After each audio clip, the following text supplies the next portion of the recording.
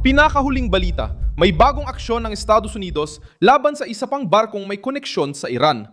At ginawa nila ito sa pinakasensitibong panahon, eksaktong bago ang tigil putukan na nagdulot ng di matitiis na presyon sa rehimen ng Iran. Ngayong umaga ng ika-21 ng Abril, 2026 ang target ay ang oil tanker na Tiffany na hinarang sa international na tubig sa Indian Ocean.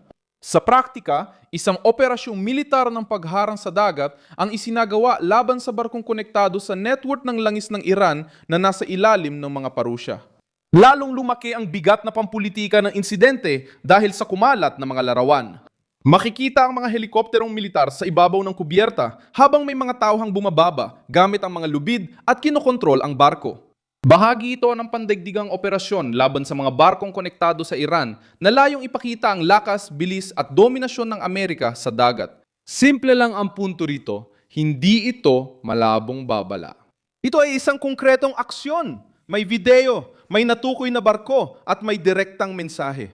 Ang nasa sentro nito ay, sa isang banda, ang gobyerno ni Trump, ang Pentagon at ang estrukturang pandagat ng Amerika. Sa kabilang banda, ang rehimen ng Iran, ang kanilang network ng langis na nasa ilalim ng mga parusa at ang mga pinakamatitigas na sektor na ayaw ng konsesyon. Hindi basta-basta lumitaw si Tiffany mula sa wala. Ang barko ay nasa ilalim na sa parusa ng kagawaran ng pananalapi ng Amerika noong Hulyo 30, 2025 na may opisyal na pagkakakilanlan sa listahan na may kaugnayan sa pagdadala ng langis ng Iran. Ipinapakitan nito na matagal nang minarkahan ng target. Habang pansamantalang nakahinto ang digmaan at alanganin ang tigil putukan, kumilos ang Washington. Mahalaga rin ang lugar ng pangyayari. Ang Tiffany ay matatagpuan sa pagitan ng Sri Lanka at Indonesia papuntang rehiyon ng Syria. Malayo ang Singapore sa baybayin ng Iran. Binabago ng detalyeng ito ang lawak ng operasyon. Ayaw ng Estados Unidos na magmukhang kaya lang nilang gipitin ng Iran malapit sa Hormuz. Iba ang mensaheng gusto nilang iparating. Pwedeng maapektuhan ang maritime network ng Iran kahit sa labas ng Golpo, pati sa mahalagang rutang pandaigdigang enerhiya. Iyan ang dahilan kung bakit mabigat ang ikalawang aksyon. Ipinapakita nitong global ang abot at hindi lang ito limitado sa isang bahagi ng mapa. Paano nabuo ang ganitong pressure? Bago pa ang Tiffany, nasakotin na ng Estados Unidos ang barkong pangkarga na Tosca na may bandilang Iranian malapit sa Chabahar matapos hindi pansinin ang ilang oras na babala. Sa unang kaso, mas matindi ang aksyon.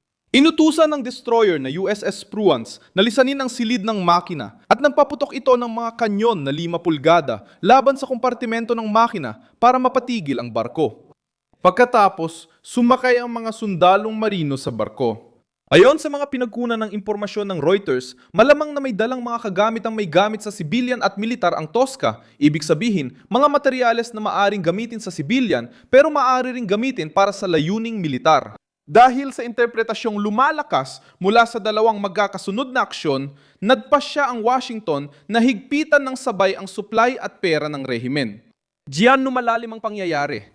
Tinamaan ng unang barko ang kahina-hinalang rutang pangkarga habang tinamaan ng pangalawa ang rutang dinaraanan ng langis. Ipinakita ng una na handang gumamit ng puwersa ang mga Amerikano laban sa mga suwail na barko, habang ang pangalawa ay tumutok na sa pera ng rehimen. Ayon sa Associated Press, napatawan na noon ng sanksyon si Tiffany dahil sa pagdadala ng krudong langis ng Iran sa Asya. Hindi lang nagbabantay ang Estados Unidos, sinusubukan din nilang pigilan ang sistemang bumubuhay sa Teheran sa gitna ng krisis. Bakit na ba ito nangyayari ngayon? Ginamit ang orasan ng tigil putukan bilang pampulitikang sandata. Ayon sa Reuters, may usapan pa rin ukol sa bagong negosasyon sa Islamabad. Nananatiling hindi tiyak ang lahat. Hindi pa umaalis ng Estados Unidos si pangalawang Pangulo J.D. Vance hanggang Abril 20. At ang mismong Iran ay hindi pa nagbibigay ng matibay na kumpirmasyon ng pagdalo. Kasabay nito, inaakusahan ni Trump ang Teheran ng paglabag sa tigil putukan at iginigiit ang isang pangunahing kahilingan, ang pagtigil ng pagpapayamang nuklear at pagsuko ng imbak ng pinayamang uranium. Ang rehimeng Iranian naman ay sinusubukang magpalipas ng oras, humingi ng pagluwag sa mga parusa at iwasang pumasok sa negosasyon na talo na agad. Sa ganitong sitwasyon, bawat barkong pinipigil ay nagiging instrumento ng presyon. Sa loob ng Iran, lalo pang pinapalala ng panlabas na presyong ito ang mga hardliner. Habang humihigpit ang pagharang sa dagat, lalong nahihirapan ang rehimen. Kumbinsihin ang sarili nilang mga radikal na makipag-usap sa Washington. Dito pumapasok ang pangunahing espekulasyong pampulitika ng dokumento, na ang mga pinakaradikal na sektor ng sistemang Iranian ay itinutulak papunta sa isang masikip na sulok. Kung makikipagnegosasyon sila sa pagharang at pagkawala ng mga barko, magmumuka silang mahina. Kung tatanggihan nilang makipag-usap, nanganganib silang mas lumala ang paghihigpit sa langis, sa mga rutang pandagat at sa mismong ekonomiya nila. Walang senyales ng kapanatagan, may senyales ng paghihigpit. Nananatiling nasa likod ng lahat ng ito ang kipot ng Hormuz. At nananatiling malubha ang sitwasyon doon.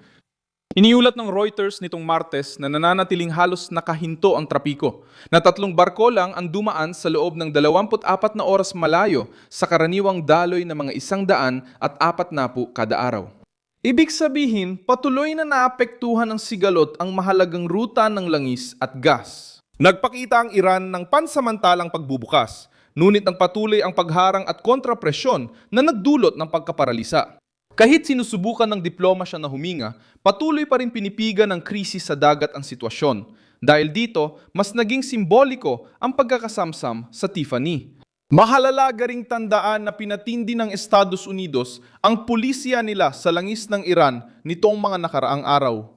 Iniulat ng Reuters noong Abril 15 na nagbabala ang Washington sa mga bumibili ng langis ng Iran na maaari rin silang patawan ng mga parusa. Ang detalyeng ito ay tumutulong para maintindihan ang buong lohika ng operasyon.